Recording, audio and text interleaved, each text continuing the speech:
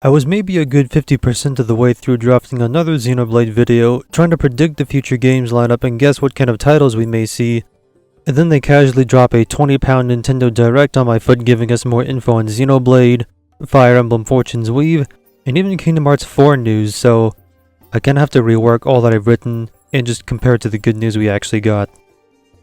This video was delayed due to my previous Pokemon video getting pushed back due to technical difficulties, and now this video will also be mostly audio, and I'll just be using trailer footage as background information just because I'm in the middle of a move and I stowed away my main editing rectangle away, and I'm now making this on an old MacBook with a dying battery, so there's not going to be a whole lot of fancy editing. Now you can keep watching as an attentive audience member, or switch over to another tab and listen, but whenever there is an important graphic to look at, I'll play this sound so you can switch back to this tab. And so without any further ado, allow me to share my predictions ordered from the most likely to most delusional.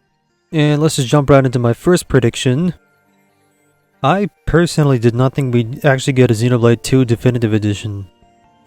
Timeline-wise, it would be most deserving since the game is more than a decade old at this point, but the major reason I didn't ever think we'd get one was because, Xenoblade 2 is still playable on the Nintendo Switch system. And even if we did get one, what would they actually do with a Definitive Edition? I guess a whole lot of menu and UI overhauls are the first big improvements on my mind, as there are a lot of menus and sub-menus you need to dig through in order to access anything. Streamlining the menu process is by far the most important fix a Xenoblade 2 DE would need. Next, adding on to that is probably fixing the field skills check so that you don't need specific blades to be present in the active party at the same time, and you could just have a party-wide skill check system that increases with the story and quest progression. By far the craziest ideas would be adding all the paid Torna content and going to redub the early parts of the main game to fix the rushed voice acting, and I guess a whole new epilogue story and the new continent scene at the end of the game that would then tie back into Xenoblade 3 and potentially the wider Xenoblade multiverse, but okay, those are all fringe ideas on my part. They are absolutely not necessary.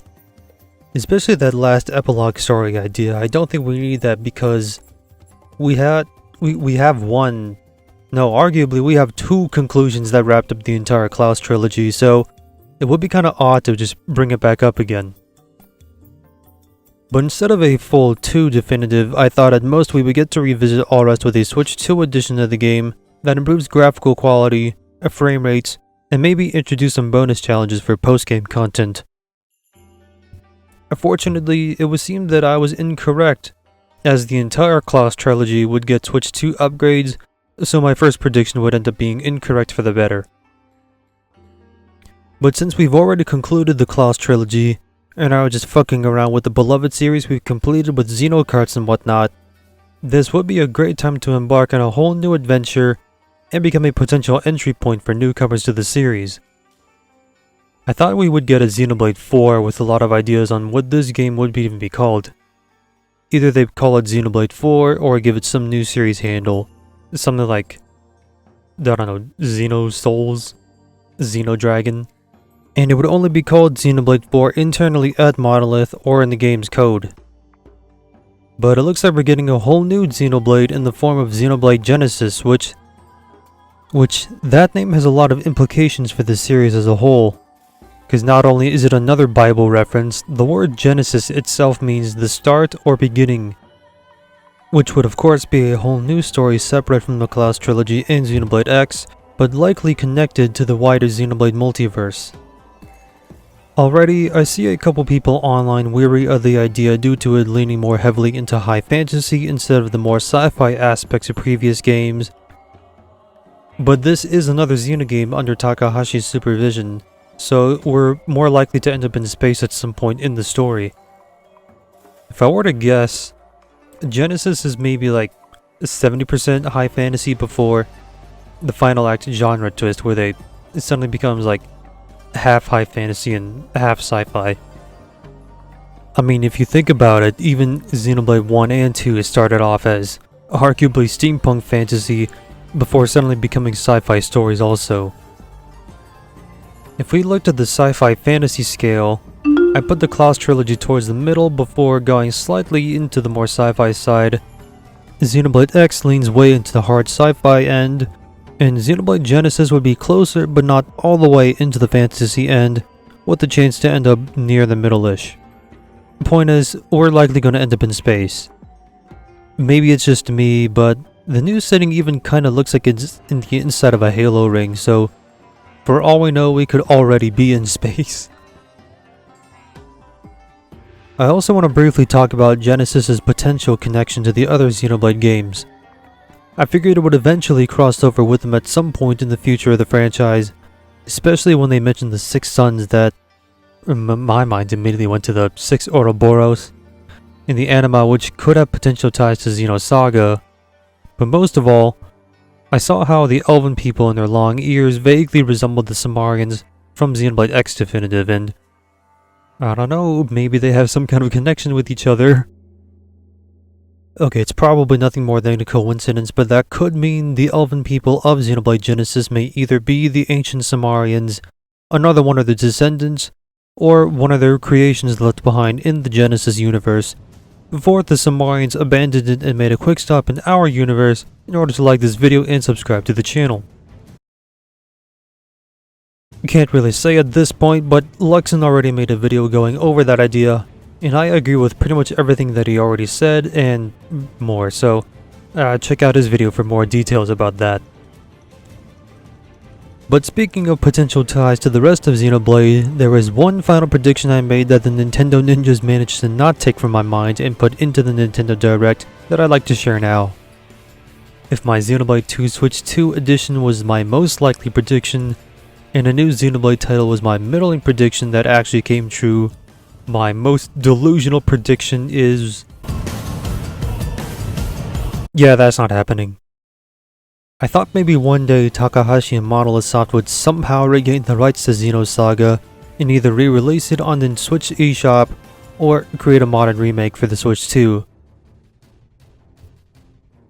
Either they remake each episode and have some kind of release to coincide with Xenoblade Genesis and or Xenoblade X games, or I don't know, they take turns and release them in every other game like this, or somehow they cram the entire Xenosaga trilogy into one definitive game, and maybe perhaps include a bonus story to tie into the greater Xenoblade multiverse. Xenosaga Definitive, Future Rebooted, Future Reclaimed. As cool of an idea this would be, an idea that I am willing to buy, good luck on this actually happening. Even without the legal hassle of grabbing it from Bandai Namco, there is the issue of scheduling the releases and having the team necessary to develop a hypothetical Xenosaga Definitive game, or multiple games. Best case scenario, I realistically see Cosmos getting more prevalent story details in Xenoblade 2 Switch 2 editions, whether it be main story or character-specific optional content. The point is, as cool as getting to officially play Xenosaga again, or for the first time on official modern hardware would be, like, for people like me, it's not likely to happen, and I'll just either have to watch an ancient Let's Play or figure out PS2 emulation. Oh hey, it's actually not that as expensive as I thought it would be. What the fuck? So in our conclusion, what did we go over today? My first idea of Xenoblade 2 Definitive is not happening, because instead we're getting Switch 2 upgrades for the entire Klaus trilogy that may very well introduce more content to tie into the wider Xenoblade multiverse as the final swan song for our beloved set of games. We're now moving on to a whole new story with Xenoblade Genesis that will likely cross over with the Klaus trilogy and or Xenoblade X at some point in the future. Okay, as someone that actually likes all of the Xenoblade games, I really hope they don't abandon X again. And finally, my absolute fringe prediction of a Xenosaga Definitive is likely not going to be a thing, and we're better off shelving that idea for the foreseeable future. So what are your thoughts on this video? Will the Genesis cast ever meet the cast from the Klaus trilogy? Will we ever get an X2 or my crazy Xenosaga Definitive idea? Let me know in the comments, and have a good night, Trinity Processor. Or this is where I was going to end the video, but when working on some final edits, we finally get news late at night that the new blade in Xenoblade 2 Switch 2 edition is going to be Momo from Xenosaga. What the f— No, that changes a couple of things a little bit. No, it changes quite a lot. Okay, that ever so slightly boosts the likelihood of my Xenosaga definitive idea getting into a somewhat plausible realm, but it's still not likely.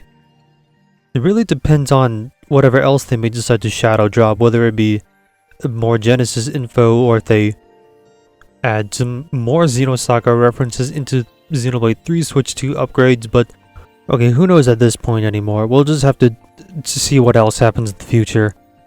Okay, take 2 of me saying goodbye again after the sudden news. Check out my Blue Sky for the Xenosaga definitive game cover mockup that I made. And once again, good night, Trinity Processor.